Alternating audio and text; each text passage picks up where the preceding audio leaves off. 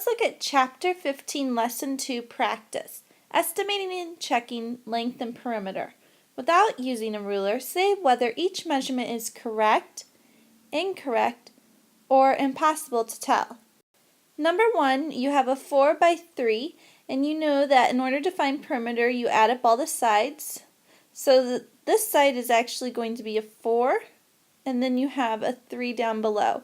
You know that 4 plus 4 is going to be 8, and 3 plus 3 is going to be 6. 8 plus 6 is going to be 14.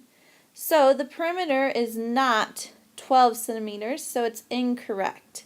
The area, you multiply length times width, so 3 times 4, and you get 12. 12 square centimeters is correct.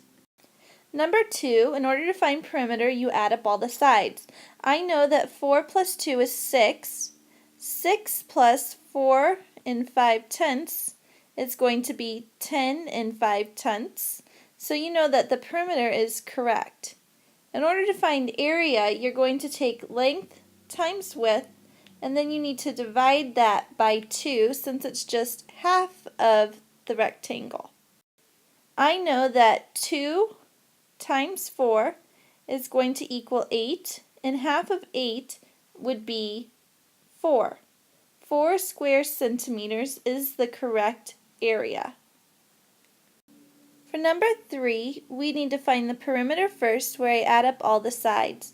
I know that for this side, this plus this is going to have to equal 2.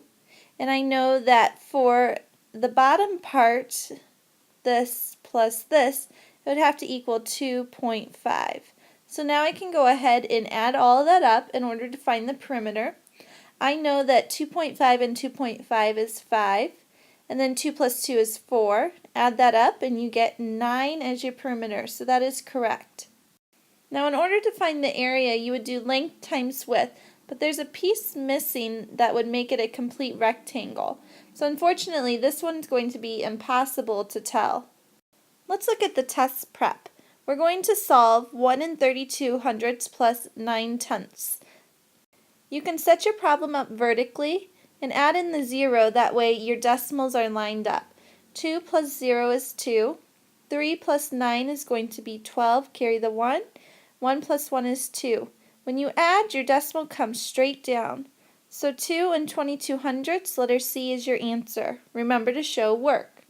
You're going to do the same thing, and you're going to remember to line up the decimals. Remember to add the 0 when you're subtracting.